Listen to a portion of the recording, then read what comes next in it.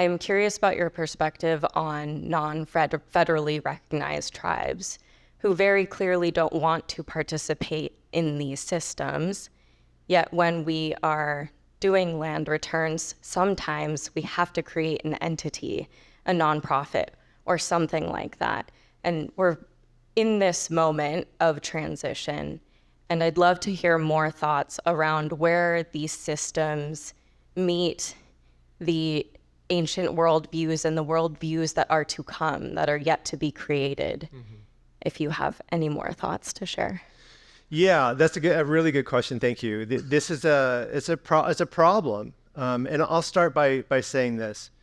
When in the first year, the first half year of when we started our nonprofit, Peninsula Open Space Trust offered us 38 acres, and we said no, because we did not have the financial, human, and economic resources to manage that land over time. In other words, especially non-recognized tribes lack capacity. We're actually seeing a change in the grant world now where grantors are giving grants that are not tied to implementation only. They're general support grants because they recognize that we lack capacity. So, for example, the San Francisco Estuary Blueprint is basically an ecological restoration of the land from the Golden Gate Bridge all the way to the foothills of the Sierras. That's an immense place. And there's lots of technological information and scientific information that's coming to us as a partner in this process that we don't have the expertise to understand, right? And our traditional ecological knowledge isn't sufficient to tell us how to manage, for example, sea level rise. It's not there. Right? So we need scientific expertise to inform us, and then we can make a decision about how to move forward. So we would need funding to hire a scientist who could translate for us and then help us determine the best course of action, right? So it's very similar with land back. If you give land back to tribes that don't have capacity or who don't want to participate in the capitalist colonial system, right?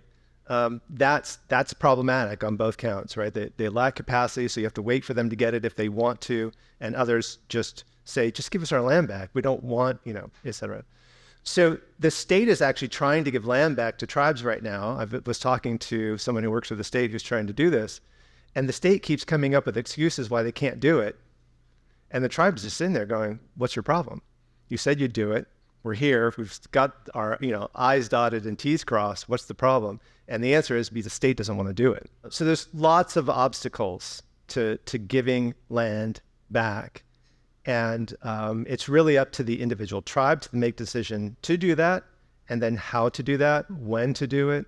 But the obstacles that we confront in order to make that happen are tremendous. If we wanted to get land back from the city of San Francisco, for example, it would literally have to go on the ballot, and the community would have to approve of the land transfer. But right now, the city is not equipped to literally give public land back to Native organizations. So our lawyers, and we have plenty, would have to work with the city's lawyers to remake the law in order to make that land transfer possible from the city of San Francisco. What we keep hearing, though, is that it's impossible, which is not true. Everything is possible, and you get your lawyers together and our lawyers together, and you all can figure it out, right? It is not impossible. So it's just a matter really of will. So there's a lot of complexity in your question. I'm probably not doing a very good job of addressing it, but it is challenging across the board for especially unrecognized tribes to figure out how to do that in a way that is really conducive to their worldview, their understanding of land as property. I mean, literally, it's antithetical to Native peoples, right? It's an anathema to us to own land. Land is our mother. We don't own our mother, right? But we would have to be willing to own land in order to get land and live on it and develop it and do whatever we want with it, right?